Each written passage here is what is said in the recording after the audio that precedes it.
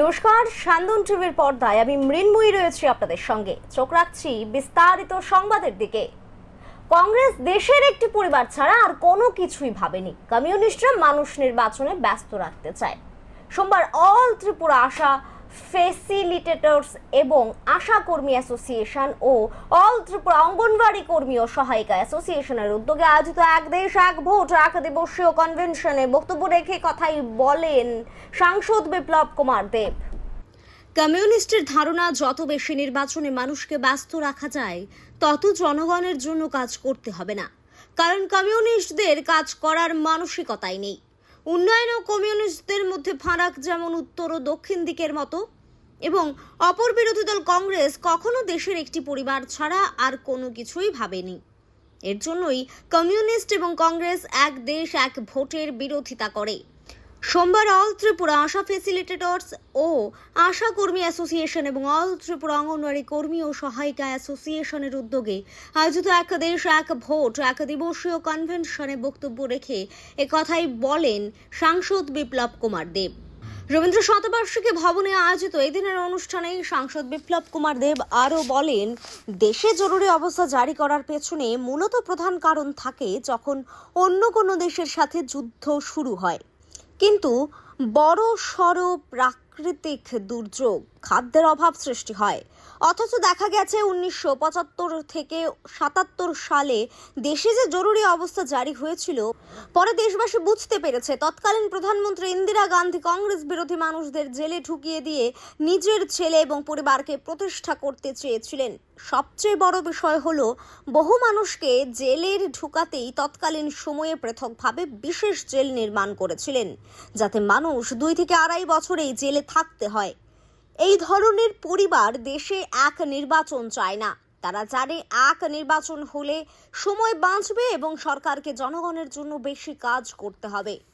Development আর communist দুজনের মধ্যে difference উত্তর আর দক্ষিণ এই ধরনের। আর কংগ্রেস এই দেশের মধ্যে এক পরিবার ছাড়া কোনোদিন কারোর বিষয়ে কোনোদিন চিন্তাই করেনি। এখানে অনেক দিদিরাই জানে না যে 75-এ 77-এ 2.5 বছর কংগ্রেসের সর্বশক্তিমান প্রধানমন্ত্রী শ্রীমতী ইন্দিরা গান্ধী নিজের ব্যক্তিগত কারণে দেশের মধ্যে ইমার্জেন্সি ঘোষণা করেছিলেন, ওনার ছেলের জন্য, ওনার জন্য, ওনার পরিবারের জন্য। ইমার্জেন্সি ঘোষণা হয়, ইমার্জেন্সি ঘোষণা তখন হয় যখন এই দেশের সঙ্গে অন্য দেশের যুদ্ধ হয়, দেশের মধ্যে খরা হয়, দেশের মধ্যে খাদ্যের ক্রাইসিস হয়, দেশের মধ্যে ভয়ানক ফ্লাড হয়, দেশের মধ্যে প্রাকৃতিক দুর্যোগ হয়। তখন দেশের মধ্যে ইমার্জেন্সি ঘোষণা করা হয়। কিন্তু 75 আর 77-এর নিচে যেটা ছিল, সেটা কংগ্রেসের এই পরিবারকে এস্টাবলিশ করার জন্য দেশের মানুষের মধ্যে ইমার্জেন্সি ঘোষণা করে ওই সময়ের সমস্ত পত্রপত্রিকা হোক আর রাজনৈতিক দল হোক, যারা কংগ্রেস করেনি, যারা কংগ্রেসের বিরোধ করে, সবাইকে 2-2.5 বছর যাবৎ জেলে পুরে দেওয়া হচ্ছিল। ভারতবর্ষের প্রত্যেকটা জেলখানা পরিপূর্ণ হওয়ার পর টেম্পোরারি বড় মাত্রা জেল নির্মাণ করতে হয়েছিল এই ভারতবর্ষের মানুষের জন্য। সাংসদ বিপ্লব কুমার দেব আরো বলেন, দেশ স্বাধীন হওয়ার পর দেশে লোকসভা এবং বিধানসভা নির্বাচন একসাথেই হতো। তখন কংগ্রেস সরকার ছিল দেশে, কারণ তাহলে একদিকে যেমন সময় বাঁচে, অপরদিকে দেশের আয় হয় এবং জনগণের জন্য কাজ করার সময় পাওয়া যায়। অথচ সেই ইতিহাস ভুলে আজ এক দেশ এক ভোটের বিরোধিতা করছে কংগ্রেস। সাংসদ রাজ্যবাসীর উদ্দেশ্যে আরও বলেন, ত্রিপুরায় 5টি নির্বাচন পৃথকভাবে হয়। যদি এই নির্বাচনগুলো একসাথে হয় তাহলে সরকার আরও বেশি কাজ করার জন্য সময় পাবে। সেই লক্ষ্য নিয়ে এগোচ্ছে দেশের প্রধানমন্ত্রী। এরাই আজকে ওয়ান নেশন ওয়ান ইলেকশন, এক রাষ্ট্র এক ইলেকশনের বিরোধ করে। এক ইলেকশন এক ভোট এক সময়ের কি ব্যাপারটা কি? কারণ কি এরা ঘুরে ঘুরে আপনাদেরকে গ্রামে গঞ্জে আবার ভুল বোঝাবে। আমাদের ত্রিপুরা রাজ্যের মধ্যে 5 বছরে কটা ইলেকশন হয়? বিধানসভা ইলেকশন হয়, লোকসভা ইলেকশন হয়, 30 পঞ্চায়েতের ইলেকশন হয়, লোকাল বডি ইলেকশন হয়, এডিসি ইলেকশন হয়। এগুলো তো সিস্টেমেটিক্যালি। তারপর আমার পত্রিকার বন্ধুরা যারা আছে এরারও কালকে ইলেকশন হচ্ছে, উকিলরারও ইলেকশন হয়, নার্সরারও ইলেকশন হয়তো আলাদা আলাদা নিজেদের সংস্থানে। কিন্তু বেসিক্যালি যে আম জনতা যার সঙ্গে যুক্ত থাকে ত্রিপুরাতে 5টা ইলেকশন হয়, और 5টা ইলেকশন আলাদা আলাদা সময় হয়। এই 5 ইলেকশন যদি একসঙ্গে করা হয় বা বিধানসভা লোকসভা কমসে কম একসঙ্গে করে দেওয়া হয়, তাহলে কমসে কম 2 বছর যেই প্রশাসক থাকুক সে মানুষের জন্য বেশি কাজ করতে পারে। কারণ কি, কোড অফ কন্ডাক্ট লাগার পর আর ইলেকশন ঘোষণার 3 মাস আগে পর্যন্ত কোনো ব্যুরোক্রেট, কোনো মুখ্যমন্ত্রী বা সেই সরকারের মূল যে প্রতিনিধি তার কথা শুনতে চায় না, ভাবে এখন ইলেকশন ঘোষণা হয়ে গেছে, এখন ইলেকশন শুরু হয়ে যাবে, কে আসবে কে জানে, তার জন্য ঢিলা দিয়ে বসে থাকবে। লোকসান রাষ্ট্রের হয়, 140 কোটি ভারতবাসীর হয়। কমিউনিস্ট তো সবচেয়ে তোড়জোড় বিরোধ করে, কমিউনিস্ট তো চায় ডেইলি ইলেকশন হোক, মানুষকে ইলেকশনের মধ্যে একে অপরের সঙ্গে লাগিয়ে ওই জায়গাতে বিজি করে রাখা হোক, রাস্তাঘাট করার জন্য যাতে সময় না হয়, বাড়িতে জল নেওয়ার যাতে কোনো প্রকল্প তৈরি না হয়, বাড়ি ঘর তৈরি করার দরকার নেই, যতদিন রাস্তাতে থাকবে বৃষ্টিতে থাকবে ততদিন আন্দোলন করবে। যদি বাড়িতে ছাদ হয়ে যায়, বৃষ্টি পড়বে না তো চিৎকার করবে না, তো চিৎকার করার জন্য বাড়িতে যাতে ছাদ না থাকে, তবেই তো বৃষ্টি পড়লে চিৎকার করবে, চিৎকার করবে তো ওনাদের দোকান চলবে, ওনাদের দোকান চলবে তো সত্তাতে বসে থাকবে, সত্তাতে বসে থাকবে তো লাল চক্ষু দেখিয়ে আপনাদের আশাকর্মী। রবিবার পলিট ব্যুরোর সর্বভারতীয় নেতার নাম ঘোষণা হয়েছে। বিপ্লব কুমার দেব বলেন, যাকে সর্বভারতীয় দলীয় নেতা বানানো হয়েছে তাকে কতজন চেনে সেটা জানেন না তিনি, মোবাইলে দেখতে হবে সেই নেতাকে, এমনটাই দাবি করলেন সাংসদ বিপ্লব কুমার দেব। नहीं है क्वालिटी लीडरशिप में, इनमें व्यक्ति में कितना क्वालिटी है नहीं है, मैं व्यक्ति में नहीं जाऊंगा। व्यक्ति में हो ही सकता है, कोई प्रोफेसर है, कोई डॉक्टर है, कोई पीएचडी किया हुआ है, कोई टीचर रहे हैं, तो होता ही है। किंतु लीडरशिप इसको नहीं, लीडरशिप का एक परिचिति होता है, परसेप्शन होता है। पूरे देश में कम्युनिस्ट के कोई ऐसा लीडर आज के नहीं है जिसको पूरा देश पहचानता है। जैसे नरेंद्र भाई मोदी भारतीय जनता पार्टी के पास, अमित भाई शाह है, योगी आदित्यनाथ, इनको लोग जानता है, पहचानता है, कहीं भी खड़ा हो जाए। किंतु अभी जिनको उन्होंने अपने पार्टी के सर्वबृहत पोस्ट में बैठाया है, केरला से है, मैं खुद भी तो उनको नहीं जानता, तो मैं एमपी होने के बाद, मैं पूर्व मुख्यमंत्री होने के बाद नहीं जानता हूँ, जरूर गूगल में चेक करके देखूंगा। हाँ, वो क्वालिफाइड व्यक्ति हो सकता है, पार्टी के लॉयल व्यक्ति हो सकता है, संगठन का व्यक्ति हो सकता है, किंतु इनका परिचिति पूरे देश में नहीं है। मैंने उस संदर्भ में कहा है, जो भारत जैसा देश में लीडरशिप देने के लिए एक ट्रांसपेरेंट और सब लोग जानते ऐसा व्यक्तित्व होना चाहिए, जो कि भारतीय जनता पार्टी के पास बड़े मात्रा में ऐसा नेता है, बाकी सब पार्टी के पास नहीं है। कांग्रेस के पास एक परिवार है और कम्युनिस्ट के पास आज की स्थिति में कोई पूरे देश भर उनको पहचानता है ऐसा कोई नेता आज के दिन में नहीं है। फ्यूचर में होगा क्या नया तो उनके काम बताएगा। এদিনের আয়োজিত অনুষ্ঠানে এছাড়াও উপস্থিত ছিলেন শ্রমিক নেতা বিপ্লব কর সহ অন্যান্যরা। অনুষ্ঠানে সাংসদ বিপ্লব কুমার দেবের হাতে আসা অঙ্গনওয়াড়ি কর্মীরা দাবি সনদ তুলে দেন। Bureau report, Syandan TV. পানীয় জলের সংকট দূর করার জন্য ডিডব্লিউ কমলপুর ডিভিশন অফিসে ডেপুটেশন প্রদান করল শ্যামরাইছড়া এডিসি ভিলেজের শ্রীরামপুর পাড়ার বাসিন্দারা। কমলপুরের দুর্গা চৌমুহনী ব্লকের অধীন শ্যামরাইছড়া এডিসি ভিলেজে শ্রীমঙ্গল পাড়ায় দীর্ঘ 1 বছর ধরে পানীয় জলের সংকট চলছে। এলাকার বাসিন্দারা উঁচু নিচু টিলা ভূমির বুক চিরে যাওয়া দীর্ঘ রাস্তা অতিক্রম করে শ্রীরামপুর এডিসি ভিলেজের পানীয় জল সংগ্রহ করে। শ্রীরামপুর এক সময় ডিডব্লিউএস এর দপ্তর থেকে একটি পাম্প মেশিন বসানো হয়, মেশিনটি চালানোর জন্য ব্লক থেকে অপারেটরও নিয়োগ করা হয়। তারপর এলাকাবাসীদের পানীয় জলের সমস্যা দূর হলেও কিন্তু কিছুদিন যেতে না যেতেই সমস্যা দেখা দেয়, কারণ কিছুদিন পর পর পাম্প মেশিন বিকল হয়ে যায়, আবার কোনো সময় পাম্প অপারেটর পাম্প চালায় না, ফলে 1 বছর ধরে পানীয় জলের সমস্যায় ভুগছে এলাকাবাসীরা। তাই এক প্রকার বাধ্য হয়ে এই পানীয় জলের দাবিতে এলাকার বাসিন্দারা সোমবার একত্রিত হয়ে ডিডব্লিউএস কমলপুর ডিভিশন অফিসে গিয়ে ডেপুটেশন প্রদান করেন। এলাকার বাসিন্দারা জানান, সরকার থেকে এলাকায় কিছু পাম্প মেশিন বসিয়ে দেওয়া হলেও সেই পাম্প মেশিন থেকে তারা জল পান না, তাই বাধ্য হয়েই ডিডব্লিউএস কমলপুরের ডিভিশন অফিসে এসেছেন। জল পেলে তারা আসতেন না, এলাকায় নেই পানীয় জল এবং সমস্যা সমাধান করারও দিকে কেউ নেই। চরম সংকটে রয়েছে তারা। 3 থেকে 4 দিন একটানা স্নান না করে থাকতে হয়, কারণ জল নেই। আমরা যে গভর্নমেন্টে আমরা মেশিন বয়ে দিছে, এক টানাও জল পাইলাম না। এমনি বছরের উপরে হয়ে গেল, এক টানাও জল পাইছে না। সে কারণে আমরা অফিসে আহ্বান বাধ্য, না হলে আহ্বান না লাগতো না, কিন্তু বাধ্যমূলক কিটা করতাম স্যার, আহ্বান লাগে। 3 দিন 4 দিন মানুষের সান নাই, জলই নাই। শান্ত দূরের কথা, খাবার জলই মিলে। কত পরিবার থাকে এখানে? আমি 22 পরিবার, 22 পরিবার জল পাই। মেশিন খারাপ না অপারেটর নেই? সব মেশিন খারাপ না ইউনিক বালা এটা আমরা জানি না। এক কথায় মেশিন বালা খারাপ আমরা জানি না, জলই আই না। অপারেটর আছে? আছে আছে, ডেইলি যায়? যে বাড়ির সামনে ওই মেশিনের লাগাইব, যদি জল যদি সারে স্যার, আমরা এখানে 1 কিলোমিটার কাছাকাছি হইব। এখান থেকে জল যদি সারতে গেলে নিচে তো ঘন্টা 1.5 ঘন্টা তো লাগবো। ও 20-30 মিনিটের মধ্যে জল ছাড়িয়া তার দুটা 20 হইতে 30 মিনিট জল ছাড়ে বন্ধ করে না। এইটা আমরা কোন সময় জল পাইবার তো কোনো কিচ্ছু নাই। এ কারণে আমরা বাধ্য হইয়া অফিসে আউন লাগছে। ওনারা কি বললেন? কে আচ্ছা, অফিস কি বললো?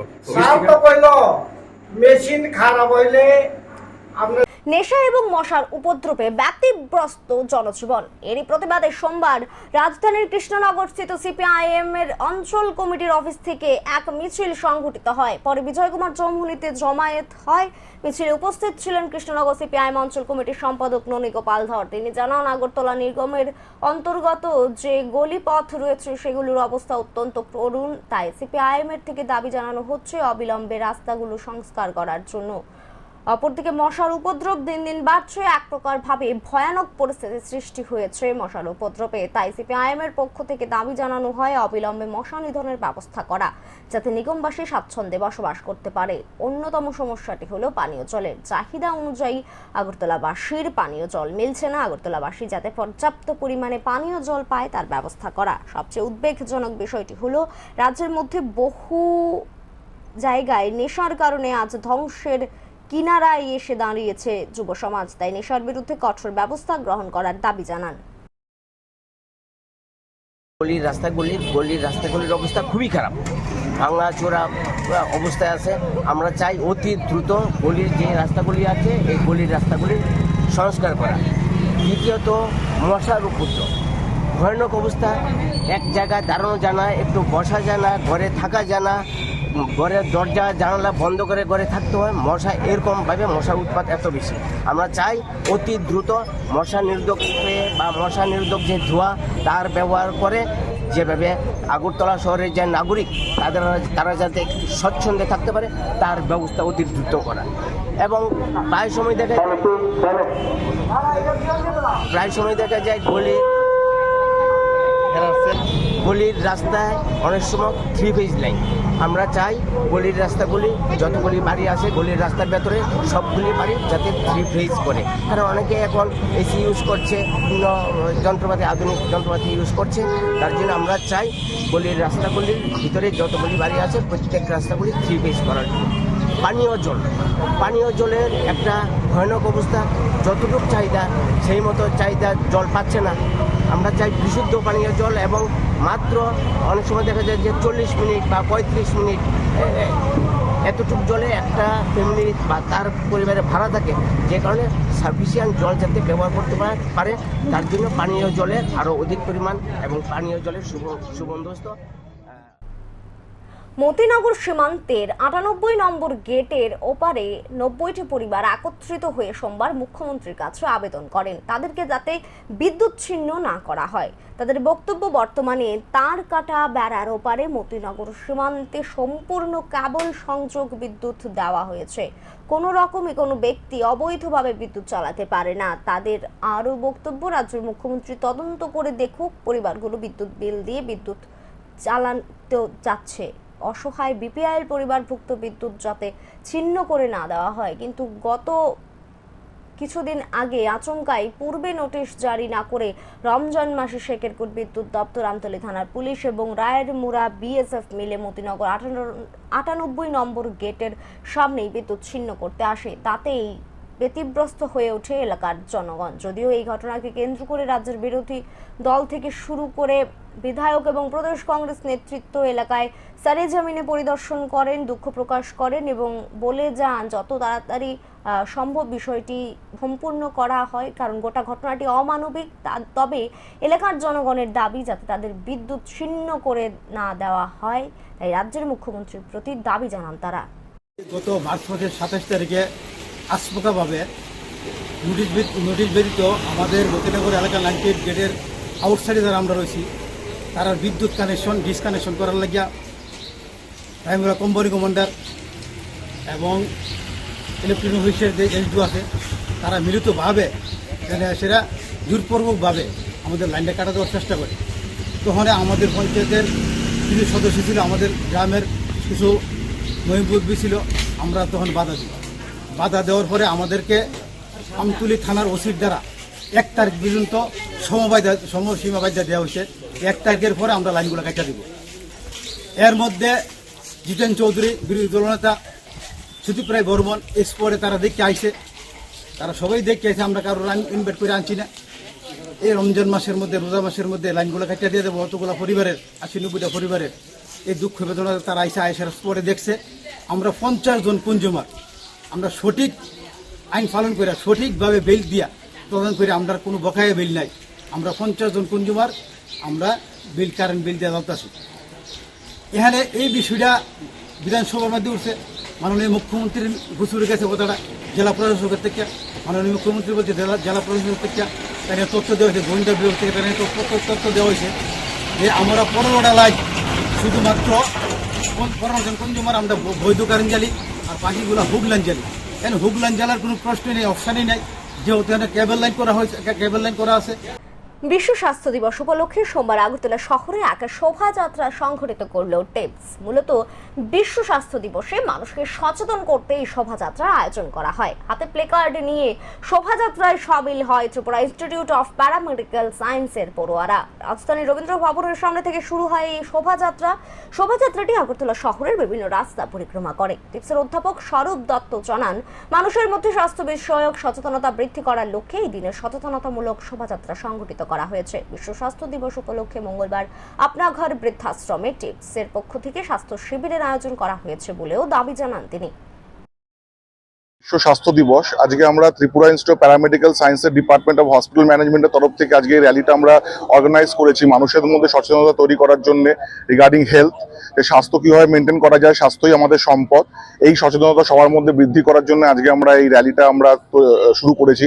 এছাড়াও এরপরও আমাদের অনেকগুলো আজকে কাজ রয়েছে, যেরকম আজকে আমরা নিউ হোপ ফাউন্ডেশনের মধ্যে আজকে আমরা সুভেনিয়ার ডিস্ট্রিবিউশন করবো স্পেশাল চাইল্ডদের মধ্যে। এছাড়াও আগামীকাল আমাদের কলেজ থেকে একটা হেলথ ক্যাম্পের অর্গানাইজ করা হয়েছে আপনাঘর ওল্ড এজ হোমে, যেখানে আমরা যারা বৃদ্ধ বয়স্ক মহিলারা বা পুরুষরা রয়েছেন ওখানটায় ওদের মধ্যে আমরা স্বাস্থ্য সচেতনতা ডেভেলপ করবো। এর জন্য আমরা একটা হেলথ ক্যাম্প অর্গানাইজ করেছি কলেজের তরফ থেকে। আমরা আশা করবো যে সবাই এই নিয়মাবলীগুলো ফলো করবে, যে কি করে ভালো হেলথ মেনটেন করা যায়, যাতে সুস্থ আর আমরা স্বাস্থ্যপূর্ণ একটা ইন্ডিয়া আমরা সবাইকে উপহার দিতে পারি। এটাই হচ্ছে আজ মূল উদ্দেশ্য আমাদের। 28 ফেব্রুয়ারি জাতীয় বিজ্ঞান দিবস। এই উপলক্ষে কমলপুর বয়েজ দ্বাদশ শ্রেণী বিদ্যালয়ে অনুষ্ঠিত হলো জাতীয় বিজ্ঞান দিবসের এক কর্মশালা।